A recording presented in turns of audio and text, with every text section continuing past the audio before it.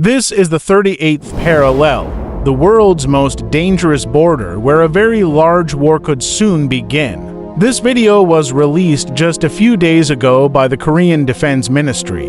In it, North Korean President Kim Jong Un can be seen with his military generals looking at a model of South Korea's capital, Seoul, and discussing how they could completely destroy the city. North Korea's real focus is on the NLL line. This line is a disputed maritime border between South and North Korea. This area has been under South Korean control for many years, but North Korea claims ownership of the entire sea and these islands. That is why in 2010 North Korea carried out missile attacks on a South Korean Navy ship passing through here. A few months later, North Korea shelled South Korean soldiers and civilians living on the islands, killing about 50 people. And just recently, in January 2024, North Korea carried out extensive military exercises near these islands and fired many missiles into the sea. According to the latest news, Kim Jong Un has closed all backdoor diplomacy channels with South Korea and declared it his biggest enemy. And North Korea didn't stop there. In the past 9 months alone, it has tested 40 ballistic missiles, 4 of which were ICBMs. These are missiles that can target American cities like Los Angeles and San Francisco more than 10,000 kilometers away. Because of all this, political tensions in the Yellow Sea and across East Asia have risen sharply.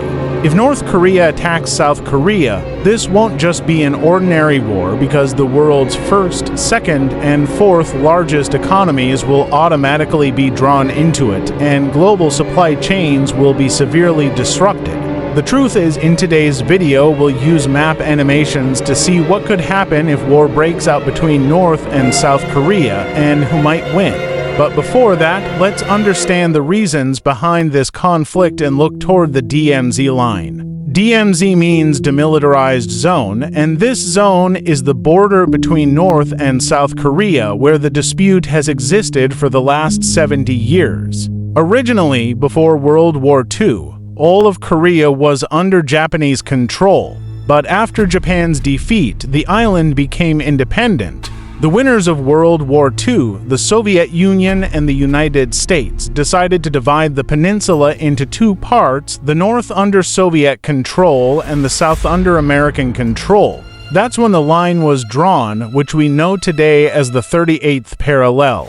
Northern Korea, under Soviet influence, became a socialist state, while Southern Korea became a liberal country. In 1950, North Korea suddenly attacked South Korea and captured almost the entire peninsula. But then, American and South Korean armies retaliated and pushed the North Korean forces back, all the way to the Chinese border. This war lasted 3 years, killing nearly 500,000 people. Finally, in 1953, a peace agreement was signed, ending the war and restoring the old borders. According to this agreement, a buffer zone was created at the border where no soldiers or military equipment from either country could be placed.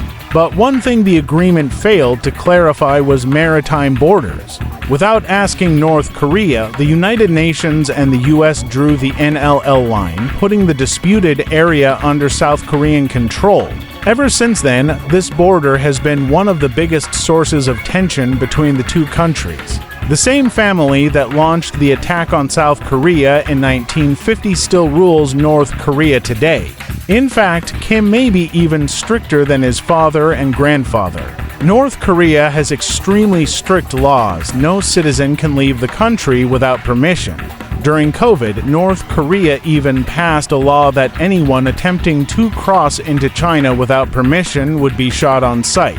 In recent years, North Korea has been building walls along its borders with China and Russia to prevent crossings. But here's the interesting part. Almost all of North Korea's trade happens with China, and without China, North Korea might not even survive.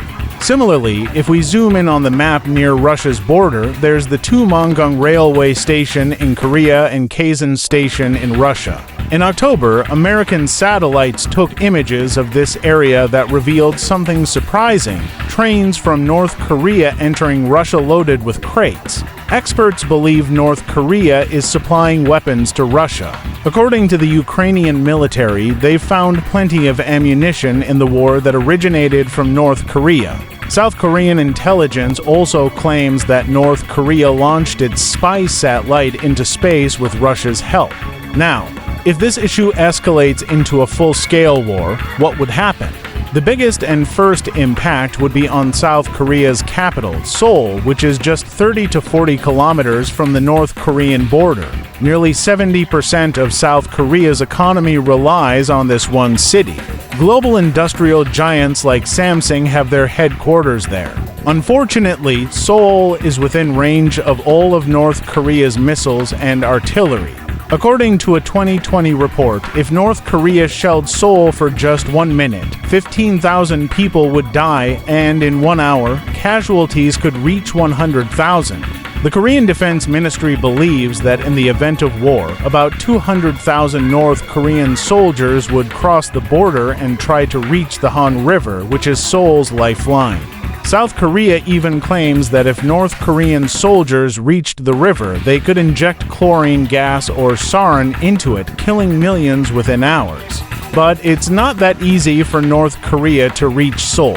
South Korea hosts around 73 U.S. military bases with 28,000 American troops. On top of that, U.S. warships stationed in Guam and Japan would immediately come to South Korea's aid in case of war. South Korea's biggest advantage is manpower.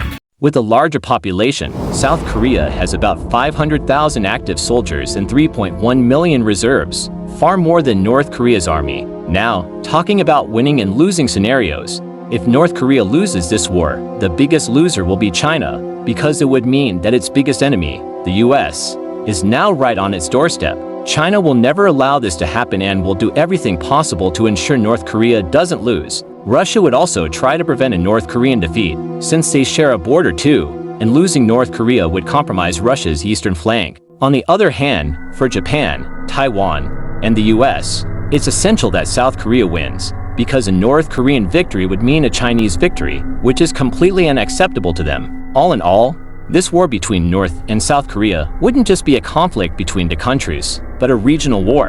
And in this whole scenario, the biggest gray area is North Korea's nuclear capability. Nobody really knows how many nuclear weapons North Korea has. In 2017, North Korea tested a nuclear bomb with a yield of 140 kilotons, nearly 9 times more powerful than the bomb dropped on Hiroshima. The blast was so strong that it caused a 6.3 magnitude earthquake, killing around 30 people. Regardless of who wins the war, humanity is rapidly moving toward massive destruction. People were in denial about the Russia-Ukraine war too, but 2 years later it still hasn't ended. What's happening in Gaza right now? No one expected it either. Months have passed, yet the fighting hasn't stopped, and countless innocent children have become victims of bombs. In the Red Sea, Houthis are targeting Israeli containers. Meanwhile, China is getting very serious about Taiwan. And finally, speaking of Russia, contrary to Western propaganda and predictions, Ukraine is on the verge of losing this war. Months ago, we made a video on the Russia-Ukraine war, and all the predictions we made have now come true.